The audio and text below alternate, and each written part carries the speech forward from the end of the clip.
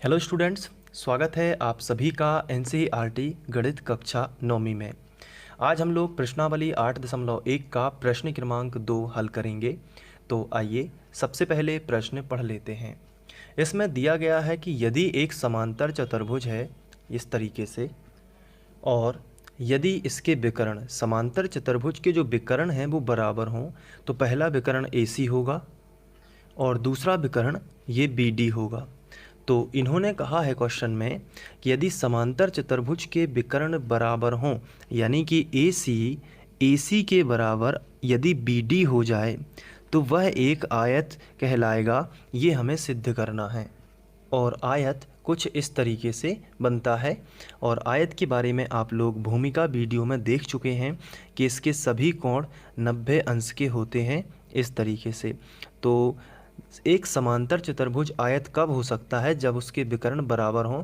तो ये हमें सिद्ध करके बताना है कि यदि एक समांतर चतुर्भुज के विकर्ण जो हैं, इस समांतर चतुर्भुज ABCD के जो विकर्ण हैं, यदि वो बराबर हैं, यानी AC BD के बराबर है, तो दर्शाइए कि वह एक आयत है। यानी कि विकर्ण बराबर हैं तो हमें ये दिखाना है कि वह एक आयत होगा। तो इसके लिए हम एक चित्र बनाएंगे जो समांतर चतुर्भुज जैसा ना होकर आयत जैसा होगा, क्योंकि फाइनली आयत ही होगा वो। ये हमें सिद्ध करना है। तो इसके लिए चलिए अब हम इसका हल स्टार्ट करते हैं। सर लीजिए बिटी। हमें सिद्ध करना है। तो इसके लिए चलिए अब हम इसका हल स्टार्ट करते हैं। तो इसके लिए हम एक आयत से मिलता जुलता यहाँ पे एक चित्र बना लेते हैं और इसे हम ABCD नाम दे देते हैं। इसके बाद हम एक विकर्ण AC और दूसरा विकर्ण BD दोनों खींच लेते हैं। सबसे पहले जब हम AC विकर्ण इस तरीके से खींचते हैं तो एक त्रिभुज बन जाता है ADC। आप देख सकते हैं ADC। अब हम दूसरा विकर्ण जैसे ही खींचते हैं इस तरीके से, तो एक दूसरा त्रिभुज बनेगा BDC। आप देख सकते हैं BDC। तो सबसे पहले हम लिखेंगे जो हमें दिया गया है। तो बताइए हमें क्या दिया गया है? एक समांतर चतुर्भुज ABCD हमें दिया गया है। तो हम इस यहाँ पे लिखेंगे समांतर चतुर्भुज ABCD में, समांतर चतुर्भुज ABCD में। अब इसमें हमें क्या दिया गया है कि विकर्ण जो हैं वो बराबर हैं। पहला विकर्ण बताइए कौन सा है? A से लेके C तक, यानी कि AC। ये किसके बराबर है बताइए? BD के बराबर। दूसरा विकर्ण जो है BD इसके बराबर है। और ये हमें दिया गया है कि चतुर्भुज के विकर्ण बराबर हैं। अब हमें क्या दर्शाना है? दर्शाना मतलब सिद्ध करना है। तो हम यहाँ पे हेडिंग लगाएंगे सिद्ध करना है इस तरीके से। और यहाँ पे हमें दिखाना है कि जो ABCD है वह एक आयत है। यानी कि ये जो ABCD चतुर्भुज है ना, ये एक आयत है। तो हम यहाँ पे लिखेंगे कि सिद्ध करना है ABCD एक आयत है। तो हम यहाँ से लिखेंगे ABCD चतुर्भुज ABCD इस तरीके से लिख देते हैं, एक आयत है।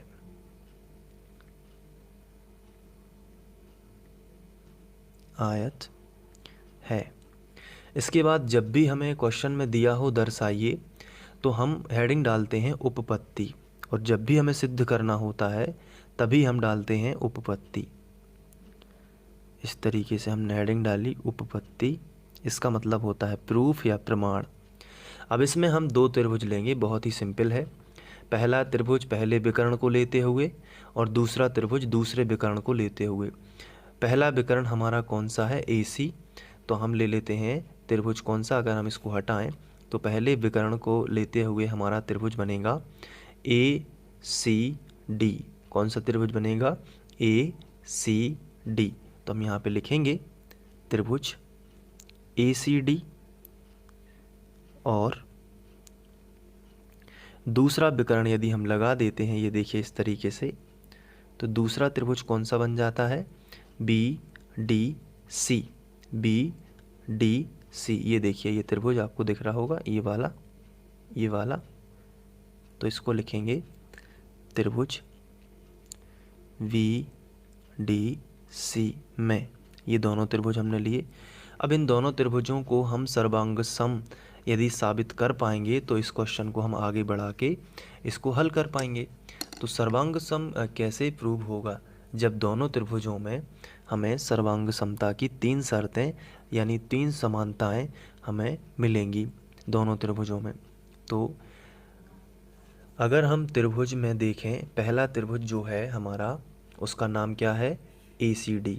ACD उसकी जो AC भुजा है, ये हमारे दूसरे त्रिभुज की यदि हम बात करें जो बनता है VDC से, इससे मिलके, तो उसकी ये BD भुजा है।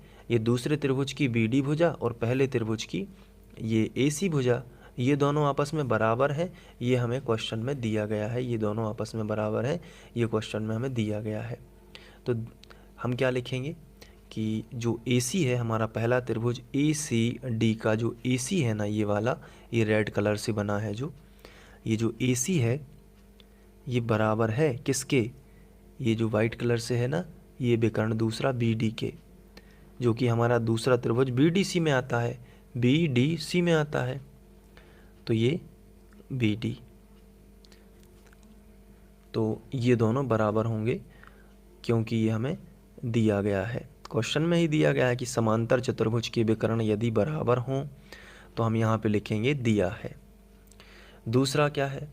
दूसरा आप देखोगे कि ये जो DC भुजा है ये दोनों त्रिभुजों में है। पहले वाले त्रिभुज में बात करें यदि ACD में, अगर आप ध्यान से देखो ACD में, तो ये DC भुजा आ जाती है। ये जो त्रिभुज है ना, ये वाला, इसमें आप देखो, अगर आप देख पा रहे हो, ये वाला त्रिभुज जो है ना ACD पूरा का पूरा, जहाँ पे मैं ये छायांकित कर रहा हूँ, ये वाला, इसमें देखिए आप, ये DC भुजा है ना, और दूसरे विकर्ण को लेके जो दूसरा त्रिभुज बन रहा है ABDC, इसमें ये वाला, ये पूरा त्रिभुज आप देख पा रहे होंगे, इसमें भी ये DC आती है कि नहीं आती है? और हमारे पहले त्रिभुज ADC जब हम पढ़ते हैं तो भी DC आती है। आप यहाँ पे भी देख सकते हैं DC और यहाँ पे भी DC, एक ही बात है। DC चाहे CD बोल दीजिए, चाहे DC बोल दीजिए, यहाँ पे भी DC है। तो DC उभयनिष्ठ भुजा है। कौन सी भुजा है? उभयनिष्ठ। तो हम यहाँ पे लिखेंगे कि जो DC है वो दोनों त्रिभुजों में आती है, DC बराबर DC। ये कैसी है? उभयनिष्ठ भुजा है। तो यहाँ पे हम वो भी लिख देते हैं, उभयनिष्ठ भुजा है। अब तीसरी समानता और देखनी है। तीसरी समानता बहुत ही सिंपल है। अगर हम ध्यान दें तो हमारा जो चतुर्भुज है वो एक समांतर चतुर्भुज है, ये हमें पहले से ही दिया गया है। और समांतर चतुर्भुज की जो सम्मुख भुजाएं होती हैं ना, ये वाली, ये कैसी होती हैं? बिल्कुल बराबर। समांतर होने के साथ साथ कैसी होती हैं? बराबर। तो अगर हम ACD त्रिभुज की बात करें, अगर हम ACD त्रिभुज की बात करें तो उसकी ये वाली भुजा AD जो है, वो AD जो है ये बराबर होगी समांतर चतुर्भुज की दूसरी भुजा BC के, और दूसरी भुजा BC इस वाले त्रिभुज में आ जाती है BDC में। ये देखिए आ गई ना BC। तो दोनों त्रिभुजों में पहले त्रिभुज में AD आती है और दूसरे त्रिभुज में BC आती है। तो AD और BC आपस में कैसी हो जाएंगी? बराबर, चूँकि ABCD एक समांतर चतुर्भुज है, एक समांतर चतुर्भुज है।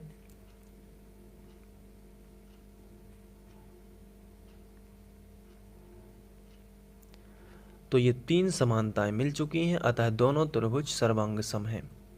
इसलिए त्रिभुज ACD सर्वांग सम है, त्रिभुज BDC के। और ये सर्वांग सम क्यों हुए? क्योंकि भुजाएं तीनों समान हैं, यानी भुजा भुजा भुजा सर्वांग समता से। और जब ये सर्वांग सम है तो इनके संगत अवयव भी बराबर होने चाहिए। तो संगत अवयव में यदि हम बात करें हमारे त्रिभुज ए सी डी की, तो इसका ये वाला कोण,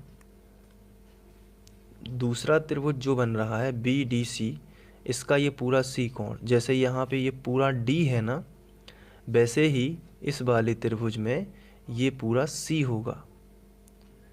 तो हम कह सकते हैं कि ये जो कोण डी है और ये जो कोण सी है ये आपस में बराबर होंगे।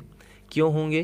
क्योंकि ये वाला कोण आता है हमारे त्रिभुज ए सी डी में, जो हमने लिया था ए सी डी में ये वाला कोण आता है, और जो हमारा दूसरा त्रिभुज है बी डी सी में, इसमें ये वाला कोण आता है। और ये दोनों आपस में बराबर होंगे, क्योंकि एक बार सर्वांग सम होने से बाकी सभी अवयव भी बराबर हो जाते हैं। तो हम यहाँ पे लिखेंगे तब कोण, अगर हमें ये कोण डी बताना है तो कैसे बताएंगे? बीच में लिखेंगे ना इस कोण डी को, तो लिखेंगे ए डी सी। हम यहाँ पे लिखेंगे कोण ए डी सी बराबर है दूसरे कोण बी सी डी के। इसको यदि हम यहाँ पे लगाएंगे तो हो जाएगा बी सी डी के।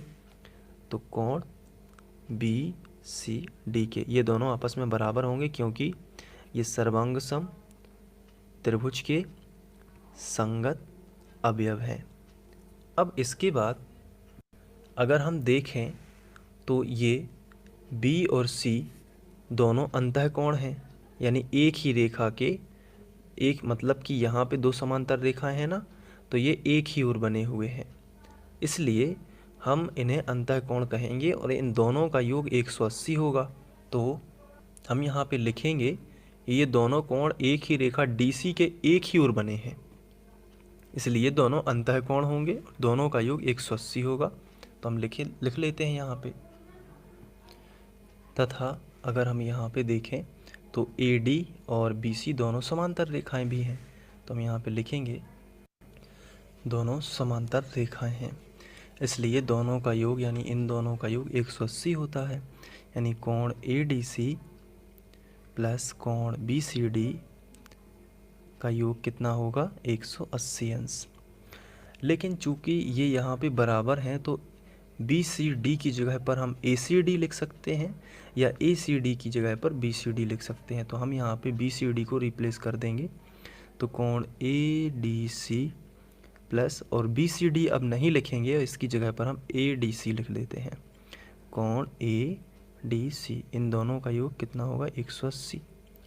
अब ACD दोनों दो ACD हो जाएंगे, दो कोण ADC, क्योंकि एक ACD ये है ADC और दूसरा ADC ये है, एक ADC ये है और दूसरा ADC ये है, दोनों मिलकर क्या हो जाएंगे? 2ADC बराबर कितना होगा? 180। ये दो गुणा में है तो ये बटे में आ जाएगा, तो कोण ADC कितना होगा? बराबर 180 बटे कितना? 2। तो कोण ADC कितना होगा? 2 इनाम 18 यानी 90 अंश आएगा। तो ADC कितना आ गया? 90 अंश।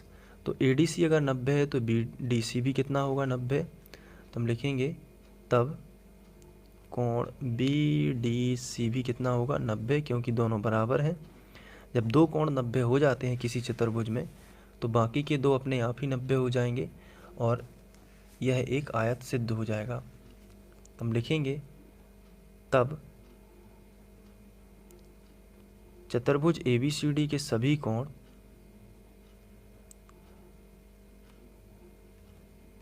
सभी कोण 90 अंश के होंगे और चतुर्भुज ABCD एक आयत होगा, और इस तरीके से ये सिद्ध हो जाएगा। तो अब आप इसे नोट कर सकते हैं। मैं ये वाला बैकग्राउंड फाइनली खींच देता हूँ, ये देखिए। तो अब आप इसे नोट कर लीजिए और अपनी नोटबुक में लिखकर एक बार प्रैक्टिस ज़रूर करिएगा। आप वीडियो को पॉज करके इसे नोट कर सकते हैं।